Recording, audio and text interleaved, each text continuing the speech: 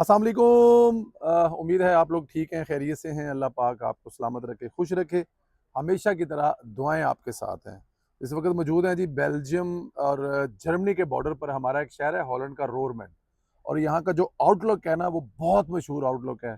अगर आप लोग तशरीफ़ लाएँ हॉलैंड, तो आपको चाहिए कि आप लोग हमेशा यहाँ पर आते जाते जो हैं वो नज़र मारें कि अगर इस रास्ते से गुजर रहे हैं, जर्मनी जा रहे हैं, हॉलैंड से बेल्जियम जा रहे हैं, तो मस्तरह के रास्ते में रोरमुड शहर आता है। इसका जो आउटलुक है ना, वो बड़ा कमाल का आउटलेट है, आप लोग एंजॉय करेंगे। तो यहाँ पर आए हैं, थोड़ा सा टाइम था, कुछ दोस्त आए हुए हैं, तो उन्होंने कहा जी कुछ शॉपिंग वॉपिंग करनी है। मैंने कहा जी चलते हैं, थोड़ा टाइम भी हो जाएगा, फन भी हो जाएगा।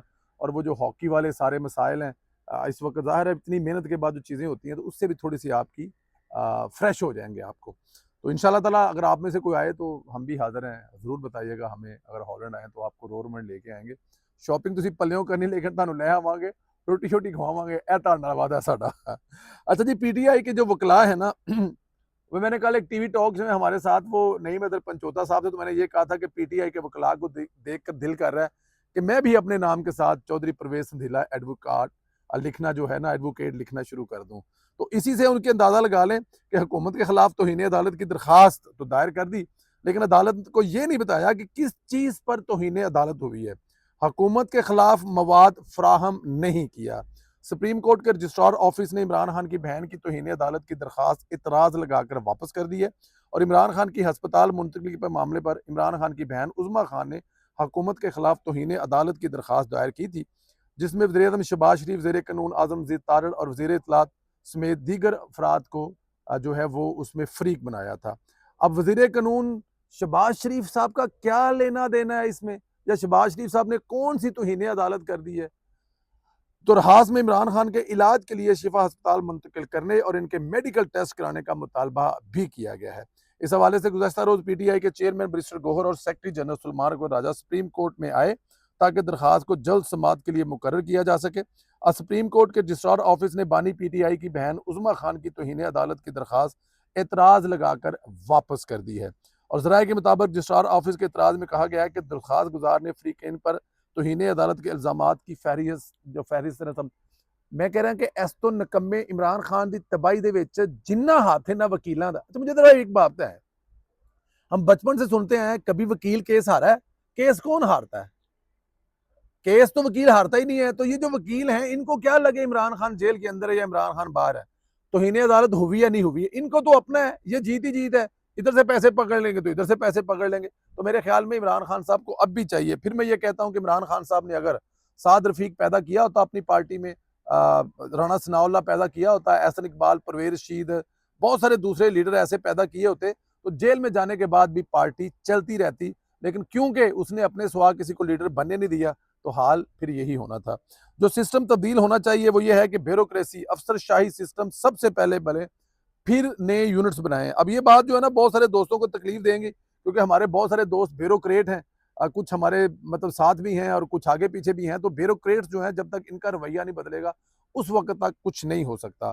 अफसरशाही का एक नया कारनामा सामने आया, जिसको सुनकर आप बड़े हैरान परेशान होंगे। जियो न्यूज ने रिपोर्ट किया है कि जराये के मुताबिक 33 आला रिटायर्ड अफसरान बैरून मुल्क मुंतकली के बाद गैर मुल्की करेंसी में अपनी पेंशन ले रहे हैं।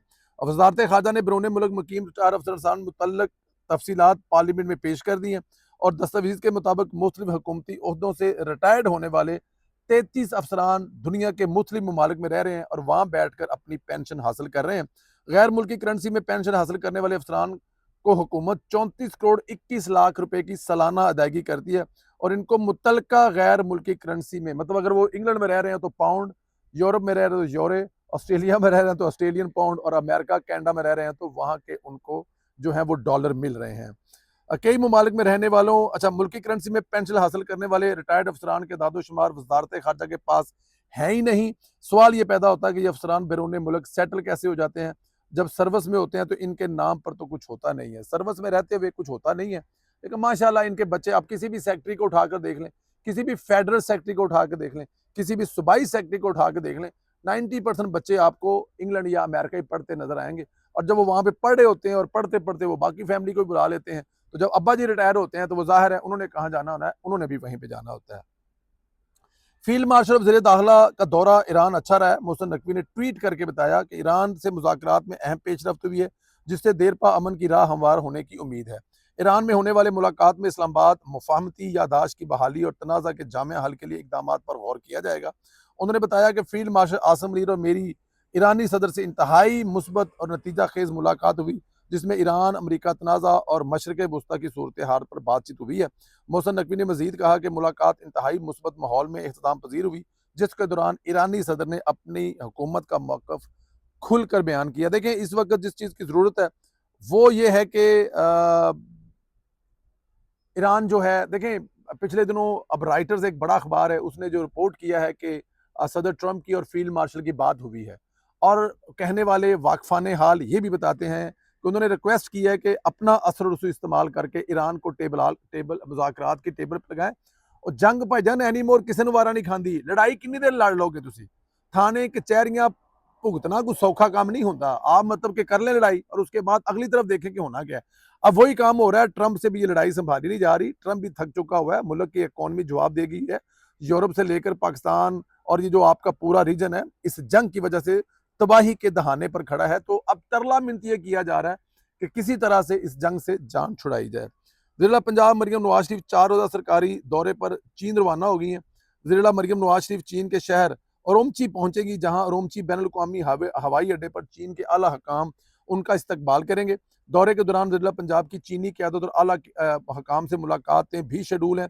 ज़िला पंजाब की इलाकाई कमेटी के deputy secretary he Jong you से भी मुलाकात होगी और मुलाकात में बाहमी दिलचस्पी के अमूर, पंजाब और शिनयांग के दरमियान ताउन और मुख्तलिफ शोबों में इश्तराक बढ़ाने के अमकानात पर तबादला ख्याल किया जाएगा। ज़िला मरियम नवाज शरीफ ने Xinjiang production and construction corps XPCC के वफद के साथ अहम मुलाकात भी की है, वो इजलास भी होगा। और ज़िला मरियम नवाज शरीफ पंजाब के वफद के एजाज़ में शिनयांग खुद मुख्तार इलाकाई कमेटी के डिप्टी सेक्रेटरी और XPCC के पार्टी सेक्रेटरी और पॉलिटिकल कमिश्नर जोंग यू की जानब से इशाया भी दिया जाएगा। और वज़ीर मरियम नवाज शरीफ चीन के सरकारी मेहमान की हैसियत से शीजियांग स्टेट गेस्ट हाउस में क़याम करेंगी। 4 रोज़ा दौरे के दौरान मुख्तलिफ शोबों में पाक, चीन और पंजाब शियाजिंग ताउन को मज़ीद वसअत देने के लिए मुलाकातें होंगी। देखें, ये है रोल मॉडल, मरियम नवाज हर मामले में रोल मॉडल है। क्या किसी दूसरे सूबे के वज़ीर को तौफीक हुई है कभी दुनिया के किसी दूसरे मुल्क में जाकर वहां से पाकिस्तान के लिए, पंजाब के लिए या अपने सूबे के लिए कोई ऐसा कर सके? किसी को तौफीक नहीं होती। ये मरियम नवाज हैं जो सुबह शाम पंजाब की आवाम के लिए, पंजाब के लिए कोशिशें हैं और अल्हम्दुलिल्लाह उसके रिजल्ट मुझे और आपको नजर भी आ रहे हैं। और वो पंजाब किसी भी मामले में उठाकर देख लें, फिर यही कहूंगा 220 प्लस सूबे, हर 220 प्लस जो मनसूबे हैं, हर मनसूबे पर 1 मिनट बात करें तो 4 घंटे लगते हैं। कौन टाइम देगा और कौन सुनेगा? ये है वो मरियम नवाज का विजन। चीन रवानगी से कबल भी मरियम नवाज ने एक अहम इजलास की सदारत की और उसमें मरियम नवाज ने पुलिस में बदनवान अनासर की छांटी के लिए IG पंजाब को 1 हफ्ते की डेडलाइन दी है। वज़ीर पंजाब की ज़ेर सदारत अमन अमान की मुतल्लक अहम इजलास, जिसमें दौरान मरियम नवाज ने करप्शन के खिलाफ फैसला कौन इकदाम करते हुए बदनाम पुलिस अफसरों को SHO लगाने का बदनाम पुलिस SHO को SHO ना लगाने का हुक्म दिया है कि जो बदनाम ज़माना SHO हैं इनको किसी सूरत SHO ना लगाया जाए, क्योंकि पुलिस में जो बुराई की जड़ है वो SHO है। ज़िला मरियम नवाज ने करप्ट पुलिस ऑफिशियल के खिलाफ सख्त रवैया अपनाने की हिदायत करते हुए IG पंजाब को बदनवान नासर की छांटी के लिए 1 हफ्ते की डेडलाइन दी है। मरियम नवाज ने बच्चों और खवातीन के खिलाफ क्राइम के मुकम्मल कंट्रोल के लिए प्लान तलब किया है, जबकि बच्चों और खवातीन के खिलाफ जराइम थानों में मुलव्वस अफराद के बारे में ज़ीरो टॉलरेंस जो पॉलिसी है उसको अपनाने का हुक्म भी दिया है। इजलास में डॉल्फिन पुलिस का ऑपरेशन कंट्रोल मुतलका पुलिस स्टेशन से मुंसलिक करने का फैसला किया गया, जबकि पंजाब पुलिस को बॉडी कैम से लेस करने के लिए 30 सितंबर के पंजाब पुलिस के जितने अफसरान हैं, जितने जो लोग बाहर घूम रहे हैं, लगाएं बॉडी कॉम, जाके वो जिसके साथ गुफ्तगू करें उसके साथ पता लगे कि वो बदतमीजी कर रहे हैं, क्या बदतमीजी कर रहे हैं, उनके साथ हो रही है या वो कर रहे हैं।